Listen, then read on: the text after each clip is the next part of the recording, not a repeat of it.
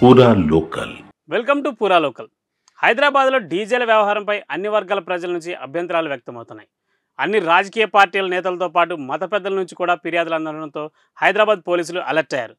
బంజారాహిల్స్లోని command control centre వేదికగా డీజేలపై Hyderabad police commissioner CV Anand round table సమావేశం ఏర్పాటు చేశారు. హైదరాబాద్లో డీజేల వ్యవహారం ఈ ఏడాది మరింత శృతిమించిందన్నారు సిపి ఆనంద్. గణేష్ నిమజ్జనం, మిలాద్ ర్యాలీల్లో డీజేలు హోరెత్తించడంతో అన్ని వర్గాల నుంచి ఫిర్యాదులు వచ్చాయని చెప్పారు. రౌండ్ టేబుల్ సమావేశంలో అందరి అభిప్రాయాలతో డీజేలపై ప్రభుత్వానికి నివేదిక ఇస్తామన్నారు సిపి ఆనంద్.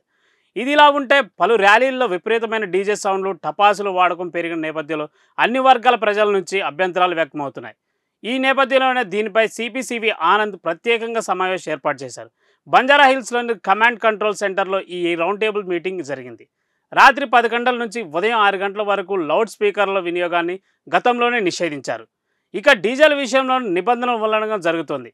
నివాస ప్రాంతాల్లో పగలు 55 డెసిబెల్స్, రాత్రి 45 డెసిబెల్స్ సౌండ్స్ మించకూడదు. కమర్షియల్ ఏరియాలో పగలు 65 డెసిబెల్స్, రాత్రి 55 డెసిబెల్స్ వరకే సౌండ్కు పరిమితి ఉంటుంది. పారిశ్రామిక ప్రాంతాల్లో పగలు 75 డెసిబెల్స్, రాత్రి 70 డెసిబెల్స్కి లిమిట్ చేస్తూ నిబంధనలు ఉన్నాయి. ఇక స్కూళ్ళు, కాలేజీలు, ఆసుపత్రులు ఉన్న ప్లేసుల్లో అయితే పూర్తిగా సైలెంట్ జోన్. కానీ వీటిని పట్టించుకోకుండా డీజేలు హోరెత్తిస్తున్నాయి. అందుకే వీటిని కంట్రోల్ చేయడం ఎలాగనే దానిపై రౌండ్ టేబుల్ మీటింగ్లో చర్చించారు. వివిధ వర్గాల అభిప్రాయాలను సేకరించి హైదరాబాద్ పోలీసులు పూర్తి నివేదికను రాష్ట్ర ప్రభుత్వానికి అందిస్తారు. ఇలాంటి మరిన్ని అప్డేట్స్ కోసం చూస్తూనే ఉండండి పూరా లోకల్.